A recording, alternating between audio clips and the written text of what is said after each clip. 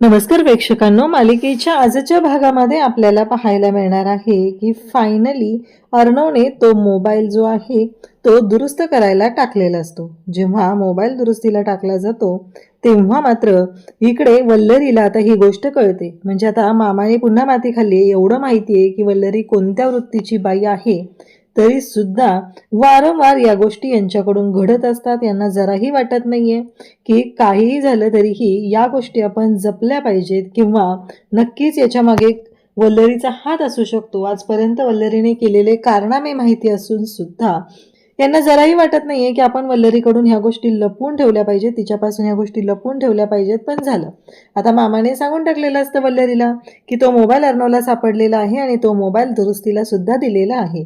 आता नेमकं मोबाईल दुरुस्त झाल्यावर अर्णवच्या फोनवरती आलेला फोन वल्लरीने उचललेला असतो आणि वल्लरी त्या दुकानात जाते आणि तिथे जाऊन तो दुरुस्त झालेला मोबाईल 1,00,000 रुपये देऊन विकत घेते, म्हणजे परत घेते. आता 1,00,000 रुपये जर त्या एखाद्या मोबाईल रिपेअर करणाऱ्या व्यक्तीला मिळाले तर त्या व्यक्तीला नक्की आनंदच होणार आहे ना, कारण काहीही झालं तरीही 1,00,000 ही अमाऊंट काही थोडी नाही आहे. आणि मग वल्लरी 1,00,000 रुपये देते आणि तो मोबाईल ताब्यात घेते, कारण त्या माणसाला ती म्हणते की बास ना, आता आता तर देशील ना मोबाईल. मग त्या व्यक्तीने सुद्धा वल्लरीला आता तो मोबाईल परत दिलेला असतो. आता एवढं सगळं घडत असतं, पण इकडे कोणाला काहीच त्या गोष्टीचा ठाव ठिकाणा नाही. वल्लरीने मात्र तो मोबाईल ताब्यात घेतला आणि वल्लरी आता तिथून निघालेली असते. ती घरी येते आणि घरी आलेली असते त्यावेळेस अर्णव घाईघाईत निघालेला असतो. म्हणजे आता पुन्हा अर्णवचा दुसरा मूर्खपणा इथे नडतो. वल्लरी घाईघाईत निघालेली आहे तेव्हा अर्णव तिला बोलतो की हो, मंजुळा सापडली आणि मी तिकडे चाललोय. म्हणजे झालं, आता वल्लरीला पुन्हा कळलं की मंजुळा किडनॅप झालेली होती, तिला सोडवून आणलंय. म्हणजे पुन्हा प्रॉब्लेम क्रिएट होणार आहेत. इकडे हा सगळ्या गोष्टी ज्या आहेत त्या वारंवार घडतच असतात. यांना जराही वाटत नाहीये की या गोष्टी आपण वल्लरीपासून लपवून ठेवल्या पाहिजेत किंवा काही प्रायव्हसी नावाची गोष्ट आहे ही यांना पाळावी वाटतच नाहीये. आणि आता पुरावे तर नष्ट होणार आहेत आणि खरा गुन्हेगार पण पकडला जाणार नाही, हेही तेवढंच खरं आहे.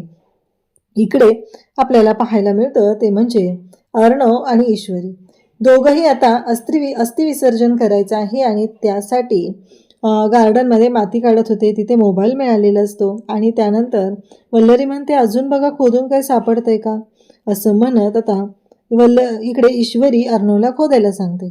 आणि मग मात्र इकडे इकडे आपल्याला पाहायला मिळतं की ईश्वरी आणि अर्णव या दोघांनाही एक बांगडीची काच तिथं सापडते. आता बांगडीची काच सापडली म्हणजे ही गोष्ट तर साधी नाहीये, हेही तेवढंच महत्वाचं आहे.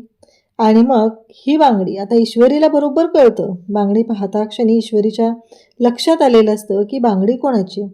अर्णव आणि ईश्वरी दोघंही विचार करत असतात की तो मोबाईल म्हणजे तिथे हॉलवर येण्याआधी बाबा इथे आले होते का, मग त्यांच्याकडून ही गोष्ट घडली आहे का, बाबांनी ठेवलाय का इथे मोबाईल, पण बाबा असे मोबाईल का ठेवतील, अशा अनेक गोष्टी सुरू झालेल्या असतात. नक्कीच त्या मोबाईलमध्ये काहीतरी महत्त्वाचा डेटा असणार आहे आणि तो मोबाईल खरंच खूप महत्त्वाचा असेल असंही दोघांचं बोलणं चाललेलं असतं. दोघंही त्या गोष्टींचा विचार करत असतात आणि नेमकं ईश्वरी मात्र अर्णवला म्हणत असते की नाही, तुमचं बरोबर आहे म्हणणं, मला सगळं पटतंय, पण बाबा असा मोबाईल का ठेवतील ना इथे, हा विचार येतच नाही आहे ना. मग शेवटी ईश्वरी म्हणते पण एक लक्षात येते का तुमच्या, हा मोबाईल ना डिस्ट्रॉय पण झालेला आहे, म्हणजे फोडून टाकण्याचा प्रयत्न केलेला आहे. असं जेव्हा ईश्वरी सांगत असते तेव्हा मात्र अर्णव म्हणत असतो की हो बरोबर आहे, हे सगळं लक्षात येतंय माझ्या, असं सुद्धा इकडे अर्णव सांगत असतो. त्याच वेळेस इकडे ईश्वरी म्हणते की हो, आधी आपण हे जे काय आहे ना अस्थि विसर्जन ते करून घेऊया आणि त्यानंतर या गोष्टीवर विचार करूया, असं ईश्वरीचं म्हणणं असतं. आणि मग इकडे ईश्वरी म्हणते की चालेल, आपण बघूया, असं म्हणत आता दोघांच्याही डोक्यात ते विचार सुरू झालेले असतात. मग दोघंही आता अस्थि विसर्जन करायला घेतात. त्यात बांगडीची काच सापडलेली आहे, ती बांगडी कोणाची काय, या सगळ्या गोष्टींबद्दल आता विचार चालू झालेले असतात आणि कळत नसतं की हे सगळं काय होतंय आणि या सगळ्याच्या मागे कोण असेल, हे अनेक विचार डोक्यात सुरू होतात. ईश्वरीच्या हातात ती बांगडी असते. अर्णव ते अस्थि विसर्जन करायचा विचार करत असतो, पण डोक्यातले विचार काही जात नसतात की हे सगळं काय आहे, या सगळ्याचं काय करायचंय, या सगळ्याला जबाबदार कोण असेल, कोणी केलं असेल हे सगळं, असे अनेक प्रश्न उभे राहतात. पण ती बांगडीची काच पाहता क्षणी ईश्वरीला कळलेलं असतं की ही बांगडी मामींची. कारण ईश्वरीने जस्ट काल रात्रीच इथे वल्लरीला पाहिलेलं होतं आणि वल्लरीच्या हाताला सुद्धा बांगडीची काच लागलेली होती आणि इकडे वल्लरीने सांगितलेलं होतं की काटा लागलेला आहे. आता एवढं सगळं घडल्यानंतर ईश्वरीच्या डोक्यातनं ते विचार कसे जातील? ईश्वरी त्याच गोष्टींचा विचार करत असते. ईश्वरी म्हणत असते की नाही, काहीतरी असं आहे की या सगळ्याच्या मागे अशी कोणतरी व्यक्ती आहे की ज्याने हे जाणीवपूर्वक केलेलं आहे. ही गोष्ट ईश्वरीच्या लक्षात आलेली असते. तेव्हा मात्र ईश्वरी विचार करू लागते की काय. अर्णव अस्थि विसर्जन करत असतो. दोघांनीही तिथे एक झाड लावायचं ठरवलेलं असतं. ते झाड सुद्धा आणलेलं असतं आणि सगळी तयारी झालेली असते. दोघंही आता त्या ठिकाणी अस्थि विसर्जन करतात. कारण याबद्दल आपण नंतर बघूया असं डोक्यात सुरू झालेलं आहे आणि दोघंही त्या गोष्टींचा विचार करत आहे. तेव्हा मात्र ईश्वरीच्या डोक्यात एकच सुरू आहे की नाही, एकदा जाऊन मी मामींकडे पाहते, नक्की त्यांच्या हाताला लागलंय का, या गोष्टींचा विचार ईश्वरीच्या डोक्यात सुरू झालेला असतो. इकडे अर्णव जेव्हा अस्थि विसर्जन करत असतो तेव्हा त्याला खूप वाईट वाटत असतं. त्याच्या बाबांच्या बाबतीत ही गोष्ट घडली. ही गोष्ट खरंच खूप वाईट आहे हे त्यालाही माहिती आहे. कारण रमाकांतराव कसे होते हे त्याला चांगलंच माहिती आहे आणि आज त्यांचं अस्थि विसर्जन करण्याची वेळ आपल्यावरती आली. याने अर्णवसुद्धा थोडा डिस्टर्ब झालेला असतो. त्यालासुद्धा वाईट वाटत असतं. त्याचबरोबर इकडे पाहायला मिळतं ते म्हणजे अर्णव आता हात जोडून तिथे नमस्कार करतो. अर्णव म्हणत असतो की नाही, या सगळ्या गोष्टी ज्या घडत आहेत ना त्या थोड्या विचित्र पद्धतीने घडत आहेत. या सगळ्याचा मला विचार करावा लागणार आहे. हे अर्णवच्या डोक्यात सुरू झालेलं असतं. ईश्वरीसुद्धा त्याच गोष्टींचा विचार करत असते. कारण रमाकांतला जाऊन जवळजवळ आता 15 दिवस होऊन गेलेले असतात आणि या सगळ्या गोष्टींचा विचार सुरूच असतो. घरातल्या सगळ्या गोष्टी हे सगळं सुरू झालेलं असतं आणि नेमकं आता वल्लरी इकडे ईश्वरी आणि अर्णव रूममध्ये येतात. ईश्वरी आणि अर्णव रूममध्ये ज्या क्षणी आलेले असतात त्या क्षणी इकडे या सगळ्या गोष्टी जेव्हा घडलेल्या आहेत तेव्हा मात्र अर्णव आणि ईश्वरी या दोघांच्याही डोक्यात विचार सुरू झालेले असतात. दोघंही विचार करत असतात. तेव्हा हा मोबाईल तिथे कसा आला? ईश्वरी आणि अर्णव दोघंही विचार करतात की आपण पोलिसांना कन्फर्म करून देऊया का, ही गोष्ट सांगूया का. आणि तेव्हा मात्र आता ईश्वरी बोलते तर अर्णव म्हणतो की नाही, नको, मला नाही वाटत पोलिसांकडून काय होईल. त्यापेक्षा ना एक मोबाईल रिपेअर करणारा व्यक्ती माझ्या ओळखीत आहे, तर मी त्याला दाखवून बघतो, असं अर्णव बोलतो. त्यावरती ईश्वरी म्हणते त्याचा फायदा होईल का आपल्याला, असं ईश्वरी सांगते. तेव्हा मात्र अर्णव म्हणतो की हो, तो देईल रिपेअर करून, बघूया. कारण हा मोबाईल कितपत रिपेअर होईल याबद्दल मात्र शंकाच आहे. हा विचार डोक्यात सुरू झालेला असतो. तेव्हा ईश्वरी आणि अर्णव म्हणतात की बरोबर आहे, असं म्हणत दोघंही विचार करत असतात. तेव्हा अर्णव म्हणतो मी आलोच जाऊन, कारण ह्या गोष्टीला वेळ तर घालवायचा नाही आहे, असं त्याच्याही डोक्यात सुरू झालेलं असतं. इकडे ईश्वरी म्हणते की नाही, ही बांगडीची काच मला नक्कीच जाऊन पाहावं लागणार आहे की काय झालेलं आहे. इकडे अर्णव त्या मोबाईल शॉपमध्ये येतो आणि त्या मोबाईल शॉपमध्ये आल्यानंतर तो म्हणतो की हा मोबाईल रिपेअर करायचा आहे. त्याच्या ओळखीचा असतो तो मोबाईल शॉपमधला रिपेअरिंगवाला माणूस. तो म्हणतो की अहो सर, हा खूप डॅमेज झाला आहे, मोबाईल रिपेअर नाही होऊ शकत आहे. तेव्हा अर्णव म्हणतो की खूप इम्पॉर्टंट डेटा आहे माझा याच्यामध्ये, प्लीज ट्राय करा ना, बघा ना काय होतंय का, असं अर्णव सांगत असतो.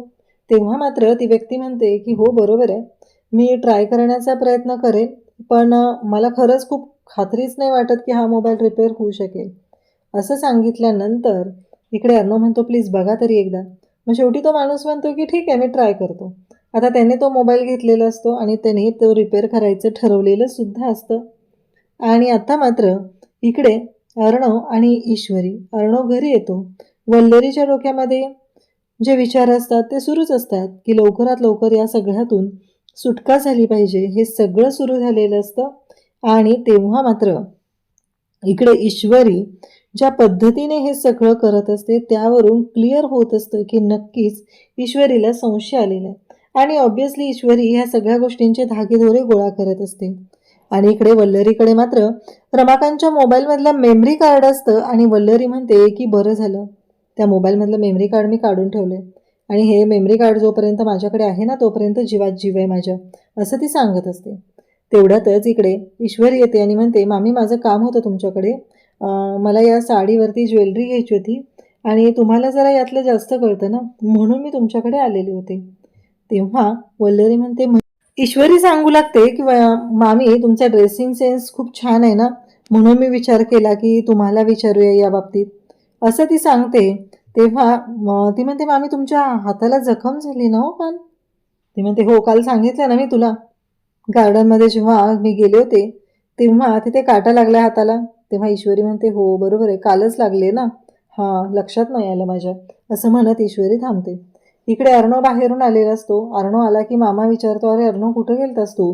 अरे पोलीस आले होते घरी आणि त्यांनी तुला बोलवलेलं होतं. तेव्हा अर्णव म्हणतो की अरे मामा तो ना मला तुला सांगायचंच राहिलं, आम्ही जेव्हा अस्थि विसर्जन करत होतो ना तेव्हा तिथे बाबांचा मोबाईल सापडलाय आणि तो मोबाईल रिपेअर करायला द्यायला गेलेलो होतो. आता हे ऐकल्यानंतर मामा म्हणतात, काय बोलतोयस हे सगळं? तेव्हा अर्णव सांगू लागतो की हो, तोच मोबाईलच रिपेअर करायला मी गेलेलो होतो आणि त्यामुळं थोडासा वेळ लागलेला आहे. आता हे ऐकता क्षणी खरं तर धक्का एवढा मोठा असतो की ज्याचा विचारही कोणी करू शकत नाही. कारण वल्लरीला असं वाटत आहे की तिने केलेले जे कांड आहे ते कोणाला कळणारच नाहीये. पण अर्णव आणि ईश्वरी मात्र आता तिच्या पुढे चाललेले आहेत. कारण तिने कितीही कांड करण्याचा प्रयत्न केला तरीही या सगळ्यामध्ये वल्लरी अडकणार हे मात्र तेवढंच नक्की आहे. तर इकडे वल्लरी मात्र हाताला लागलेली जखम आहे त्याच्यावरती मलम लावत असते. कारण तिच्या डोक्यात एकच आहे की पुन्हा जर काही ईश्वरी आली आणि तिने पुन्हा जर काही जखम बघितली तर अवघड होणार आहे, एवढं तिच्या डोक्यात मात्र पक्का आहे. आणि त्यानंतर इकडे आता तिच्या डोक्यात विचार येतात. ती म्हणते की नाही, नक्कीच ही ईश्वरी माझ्याकडे साड्या आणि दागिने याबद्दल विचारायला आलेली नव्हती, तर तिने मला ह्याच गोष्टी विचारायला आलेली होती की हे सगळं जे काय आहे, मला जखम झाली त्याबद्दल तिच्या मनात काही शंका तर नाही आहे ना, हा विचार वल्लरीच्या डोक्यात सुरू झालेला असतो. आणि वल्लरी म्हणत असते की नाही, मला हिच्यावरती बारीक लक्ष ठेवलं पाहिजे, असं म्हणत तिच्या डोक्यातले विचार काही केल्या संपत नसतात. कारण आता वल्लरी किती हुशार आणि धूर्त आहे हे आपल्याला चांगलंच माहिती आहे. त्यानंतर इकडे पाहायला मिळतं ते म्हणजेच की तिच्या डोक्यात हे सुरूच आहे. तेवढ्यात मामा तिथे आलेला असतो. मामा विचार करत असतो. तेव्हा वल्लरी म्हणते, काय झालं? तेव्हा मामा म्हणतात की काही नाही गं, माझं माझं चालू दे, तुला काय करायचं आहे? तेव्हा ती म्हणते की नीट विचारले ना मी. तेव्हा मामा म्हणतात, तुझ्याबद्दल काही नाही गं. तेव्हा ती म्हणते की तुला जर तुम्हाला जर विचारच करायचा असेल ना तर माझा, आपल्या मुलाचा, त्यांच्या भविष्याचा विचार करा, बाकी कोणाबद्दल विचार करायची गरजच नाही आहे तुम्ही. हे ऐकल्यानंतर मामा म्हणतात की अगं अर्णवला मोबाईल सापडला आहे तिथे, आणि तो मोबाईल जो आहे तो सापडला आहे आणि आता तो मोबाईल तिथे कसा आला या गोष्टीचा विचार चालू झालं. आता मामाने इथं माती खाल्ली, हिला सांगून टाकले की मोबाईल सापडलाय म्हणून. आता मोबाईल सापडलाय ही गोष्ट कळल्यानंतर काय होऊ शकतं याचा अंदाज तर आपल्याला आहेच. पण आता सगळ्यांनी जर ह्या सगळ्या गोष्टी समोरच आणायच्या ठरवले तर पुढे काय होणार? इकडे तिला घाम फुटतो. तेव्हा मात्र इकडे मामा म्हणतो, अगं काय झालं, तुला एवढा घाम का फुटलाय? ती म्हणते, AC चालू नाहीये ना. तेव्हा मामा म्हणतात की हे बघ, आत्ता मी एवढ्या टेन्शनमध्ये आहे, मला AC दुरुस्तीचं काम तेवढं करायला लावू नकोस, कारण तो माणूस बघणं वगैरे ह्या गोष्टी आत्ता तरी पॉसिबल नाही आहेत. आता हे ऐकल्यानंतर इकडे मामांनी स्पष्टपणे तिला सांगितलेलं असतं, ती शांतच राहते. तेव्हा मात्र ती मामा सांगत असतात की जे काय घडलेलं आहे ते लवकरात लवकर समोर आलं पाहिजे, असा विचार मामांच्या डोक्यात सुरू झालेला असतो. तेव्हा मात्र वल्लरी म्हणत असते की हो बरोबर आहे, पण आता अर्णवने काय ठरवले? तेव्हा मामा म्हणतात, तेच तर मला माहीत नाही आहे ना पुढे काय होणार आहे ते. बघूया पुढे काय होणार आहे, चिंटू काय विचार करतोय. कारण रमाकांत भाऊजींच्या बाबतीत जे झाले ते खूप वाईट झाले. त्यामुळे या सगळ्याच्या बाबतीत चिंटू जो निर्णय घेईल तो त्या निर्णयाबरोबर मी असणार आहे. त्यामुळे बघूया काय करता येईल आणि कशा पद्धतीने करता येईल, हा विचार अजून झालेला नाही आहे, असं इकडे मामा सांगत असतात. इकडे वल्लरीला मात्र धक्का बसलेला असतो, तिला घाम फुटलेला असतो. तिला कळत नसतं की हे सगळं जे काही चाललंय त्याचे परिणाम काय होणार आहेत. त्या गोष्टीची जाणीव मात्र इकडे वल्लरीला अजूनही नाही. पण तिला मात्र आता घाबरगुंडी उडालेली असते. तिला कळत नसतं की तिला चक्कर येते. तेव्हा मामा म्हणतात की अगं बाई जरा शांत हो, कारण तू या गोष्टींचा विचार नको करूस, कारण तुझ्या विचार करण्याने त्रास मला होईल, असं मामांचं म्हणणं असतं. आणि खरं तर मामा जे बोलत असतात ते बरोबरच आहे की वल्लरी ज्या पद्धतीने गोंधळ घालेल त्यानंतर घरातले सगळेजण तिच्या बाबतीत विचार करायला लागतील, तिच्या बाबतीत सगळं सुरू होईल. पण मामांना मात्र असं वाटत असतं की नको बाई, ह्या सगळ्या गोष्टी तू करू नकोस, आमच्या आम्ही बघून घेऊ. इकडे मात्र वल्लरी म्हणत असते की नाही, काहीही झालं तरीही मला आता तो मोबाईल जो आहे तो कुठे तो मिळवावाच लागणार आहे. वल्लरीला माहीतच नसतं की तो मोबाईल आहे तिथं आहे का नक्की काय झालेलं आहे, तिथून तो मोबाईल गायब झालाय का, ह्या गोष्टी वल्लरीला माहीतच नसतात. आता वल्लरीवरती बारीक लक्ष ठेवून असते ती म्हणजे ईश्वरी. कारण ईश्वरीने पण ठरवलंय की आत्ताच मी घरातल्यांना काही याबद्दल सांगणार नाहीये. एकदा का मला ह्या गोष्टी कळल्या की मगच मी याबाबतीत ठरवणार आहे. म्हणजे पुरावे मिळाले तरच मी अर्णव सरांशी याबाबतीत बोलेल. आता हे सगळं ईश्वरीच्या डोक्यात सुरू झालेलं असतं आणि ईश्वरीने त्या पद्धतीने प्लॅनिंगसुद्धा केलेलं असतं. आता मात्र इकडे ईश्वरी त्या पद्धतीने शांतपणे डोकं चालवत असते आणि नेमकी वल्लरीच्या मागे येते. वल्लरीच्या मागे येऊन वल्लरीला म्हणते की काय झालं, आणि त्याच वेळी इकडे ईश्वरी तिला विचारते तुम्ही इथे काय करताय, आणि तेव्हा ती म्हणते काही नाही गं, आले होते इथे. म्हणजे इथे ईश्वरीने डायरेक्ट तिला रंग्यात पकडलेलं असतं. म्हणजे ईश्वरीला कळले की ही मोबाईल शोधायलाच आलेली आहे. आता ईश्वरीला फक्त पुरावे गोळा करायचे आहेत आणि एकदा का पुरावे मिळाले की वल्लरीची मात्र वाट लागणार असते. कारण ईश्वरी आता शांत राहणार नाही. कारण कुठेतरी या सगळ्या गोष्टींचा संबंध आहे हे ईश्वरीच्या लक्षात आलेलं असतं. आता वल्लरी घरी येते, म्हणजे आत येते आणि विचार करू लागते. तिच्या डोक्यातले विचार काही केल्या थांबलेले नसतात. तिला माहिती असतं की यापुढे काहीतरी अशी गोष्ट घडणार आहे की नक्कीच त्या मोबाईलच्या बाबतीत विचार केलाच पाहिजे. इकडे ईश्वरी आजींच्या रूममध्ये आलेली असते. आजी थोड्या डिस्टर्ब असतात. आजींना म्हणत असते हे घ्या, तुमच्यासाठी चहा आणलाय. आता आजींना चहा दिला जातो आणि तेव्हा मात्र आजी म्हणतात की काय होऊन बसले हे, खरंच मला चहाची गरज होती खूप, पण मला ना रमाकांत रावांच्या बाबतीतलं कळत नाहीये. माझ्या सात्विकाच्या बाबतीत तसं झालं आणि आता यांच्या बाबतीत असं झालं. मुलांनी काय करायचं, कसं आयुष्य जगायचं. त्यावेळेस एवढी छोटी होती तेव्हा मुलांना कळत नव्हतं आणि आता ही परिस्थिती मुलांवरती ओढवली आहे. या सगळ्यातून कसा मार्ग काढायचा हे सगळं जेव्हा चालू असतं तेव्हा आजी समजूत घालत असतात. त्या म्हणत असतात की नाही, काही झालं तरीही रमाकांत रावांच्या बाबतीत जे झाले ते मला विचार करण्यासारखंच आहे. का घडतंय हे सगळं. तेव्हा ईश्वरी आणि आजी दोघेही बसलेले असतात. तेव्हा ईश्वरी म्हणते की मग आम्ही आता अस्थि विसर्जन केलंय ना, तिथे होत्या आणि त्या नमस्कार करत होत्या. आजी म्हणते काय बोलतेस तू हे. तेव्हा इकडे ईश्वरी सांगते की हो. आणि मग मात्र आजी म्हणते की मला वल्लरीचं कळतच नाहीये. म्हणजे एकतर एक शब्द त्यांच्याशी नीट बोललेली नाहीये, घरात कधी नीट बोललेली नाहीये, आणि आज अस्थीला नमस्कार करायचा आहे तर सगळ्याच्या आधी गेली. तेव्हा आजी म्हणत असतात की हो, मलाही जाऊन नमस्कार करायचा आहे. तेव्हा ईश्वरी ही गोष्ट सांगते. आता ईश्वरी आजींच्या शेजारी बसलेली असते. आजींना विचारत असते की मला आजी काही गोष्टी तुमच्याकडून जाणून घ्यायच्या आहेत. आजी म्हणतात की बोल ना, काय झालं. तेव्हा ईश्वरी म्हणत असते की मला सांगाल का, म्हणजे मामी पहिल्यापासून अशाच होत्या का, का त्या आत्ता अशा झालेत. तेव्हा आजी सांगायला सुरुवात करतात की नाही गं, म्हणजे वल्लरी कशी आहे माहिती आहे का तुला, पहिल्यापासूनच ती अशी आहे. म्हणजे ती ज्या घरची गरिबी, आणि आवी कसं आहे माहिती आहे, आवी पण छोटी मोठी नोकरी करून घर खर्च भागवायचा.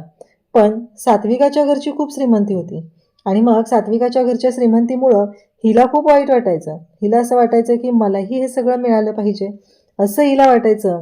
आणि मग ईश्वरी विचारते कधी भांडण वगैरे झालेलं का, आणि हे सगळं काय आहे. तेव्हा मात्र जेव्हा घडत आहे तेव्हा इकडे पाहायला मिळतं की ईश्वरीला सांगितलं जातं की हो, भांडण नव्हतं झालं पण तिचा अपमान झाला होता आणि खूप मोठ्या कार्यक्रमात अपमान झालेला हे सगळं सांगितलं जातं. आणि त्याच वेळी ईश्वरीच्या लक्षात येतं वल्लरी आता त्या मोबाईल शॉपमध्ये पोहोचलेली असते आणि तिथं असलेल्या त्या रिपेअरवाल्याला 1,00,000 रुपये देते आणि त्याला म्हणू लागते की 1,00,000 रुपये घे आणि मला तो मोबाईल दे, आता तरी देशील ना. आणि मग मात्र इकडे या सगळ्या गोष्टी जेव्हा घडत असतात आणि नेमकं त्याच वेळेस ईश्वरी आणि अर्णव या दोघांच्याही डोक्यात हे सगळं चालू असतं.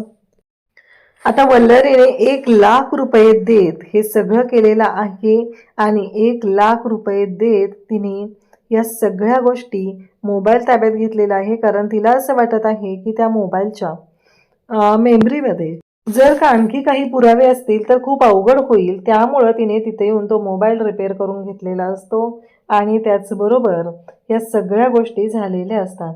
आणि नेमकं आता वल्लरी हे सगळं कांड करून घरी येत असते आणि त्याच वेळी अर्णव सुद्धा आता बाहेर निघालेला असतो. ती विचारते की काय झालं, तू कुठे चाललायस? तेव्हा तो म्हणतो की मामी खूप महत्त्वाचं काम आहे आणि मला तिकडे जायचं आहे, कारण मंजुळा घरी आली आहे. आता हे ऐकता क्षणी वल्लरीच्या पुन्हा पायाखालची जमीन सरकते. खरं तर झालं, या घरातल्या प्रत्येकाने एक ठरवूनच टाकलेलं आहे की काही झालं तरी वल्लरीला सगळं सांगायचं. आता अर्णवनेही तेच केलेलं असतं. अर्णवने सुद्धा वल्लरीला ह्या सगळ्या गोष्टी सांगितलेल्या असतात आणि त्यामुळं वल्लरी पुन्हा सावध झालेली आहे. अशाच अपडेटसाठी चॅनलशी कनेक्ट राहा. थँक्यू.